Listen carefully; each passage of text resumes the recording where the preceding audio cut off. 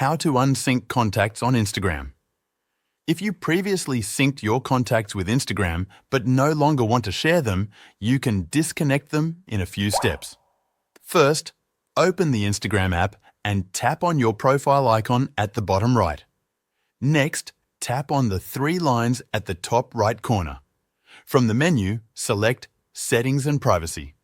Now, tap on Account Center at the top. Scroll down to the section called Your Information and Permissions and tap on it. Here, you will find an option called Upload Contacts. Tap on it, then select Instagram. This will take you to the section where you can manage contact syncing. To unsync your contacts, tap on the option that says Connect Your Contacts and then select Disconnect Contacts. This will remove all synced contacts from Instagram. You can always disconnect again later if needed. That's how to unsync contacts on Instagram.